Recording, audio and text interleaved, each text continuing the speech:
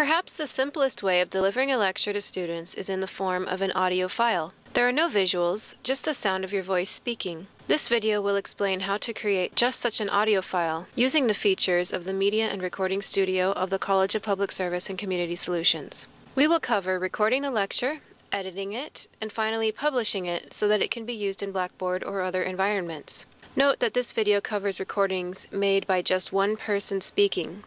If you are hoping to record an interview where two people will be physically present in the recording studio, there will be slight differences in setup required, so you will need to watch the next video in this playlist.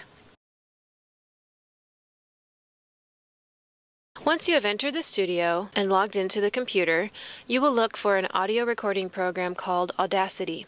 You can find it in the folder called Audio Recording. Its icon looks like a pair of headphones.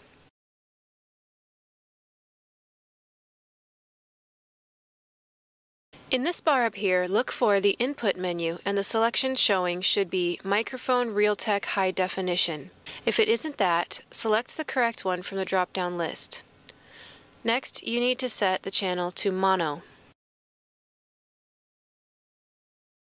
Click anywhere in this box here where it says Click to start monitoring so you can do a sound level check. Speak into the microphone on your left and look at the green bar as it moves across the meter. You should consistently average around the -12 to -6 mark and almost never hit the place where the meter bar turns red. You may have to make some adjustments to achieve this level. There are 3 ways to do so, and you may have to combine one or more of them to get the sound level right. 1. Move your face closer or farther from the microphone. 2. Raise or lower your speaking voice while still speaking in a comfortable manner. Or 3. In the Audacity software, adjust the slider next to the microphone to the left or right for up or down.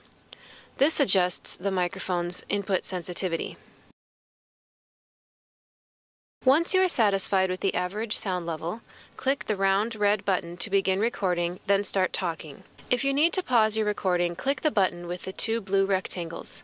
A word of warning here, do not click the stop button until you have finished your recording. If you try to record again after pressing stop, it will create a new track which may not have the same settings as the first one.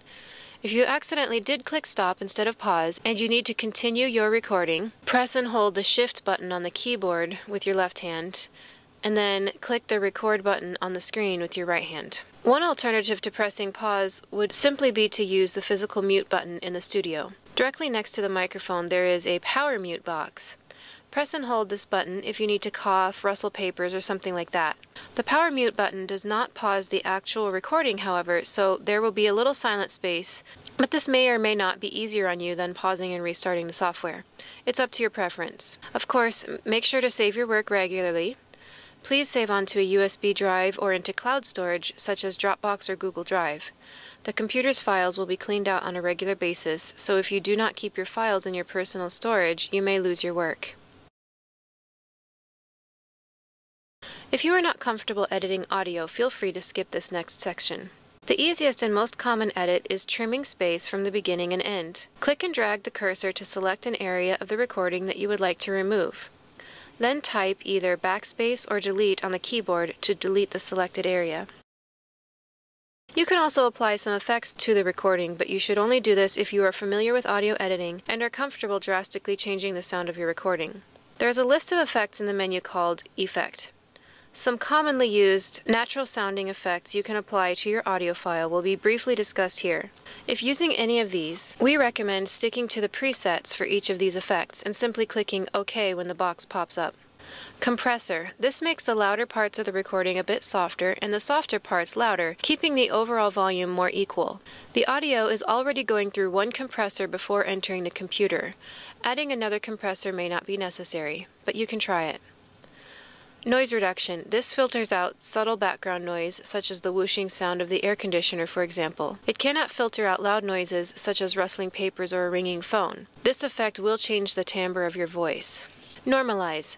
This finds the loudest point of the recording and brings it up to the highest possible level, then adjusts the entirety of the rest of the recording up by the same amount. If you already have a part of your recording that has hit the threshold, then this effect will do nothing.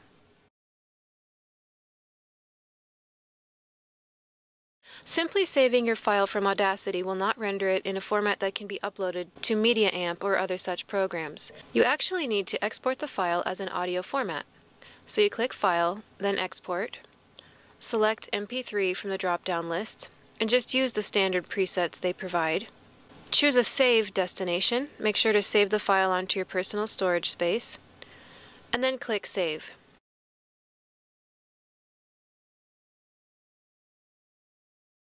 It is not recommended to upload your audio file directly into Blackboard as a file. Blackboard is not equipped to handle streaming very well, and students may face playback, file format, or downloading issues.